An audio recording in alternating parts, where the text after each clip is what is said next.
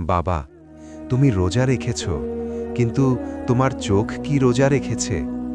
সকাল থেকে না খেয়ে আছো, তৃষ্ণায় গলা শুকিয়ে গেছে, কিন্তু ইফতারের আগে মোবাইল স্ক্রল করতে করতে কত কিছু দেখলে মনে আছে?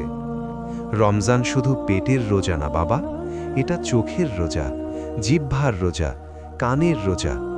তুমি হয়তো ভেবেছ আমি তো খাচ্ছি না, রোজা ঠিক আছে, কিন্তু গীবত করলে, মিথ্যা বললে, অশ্লীল কিছু দেখলে রোজার সওয়াব ধীরে ধীরে ঝরে পড়ে।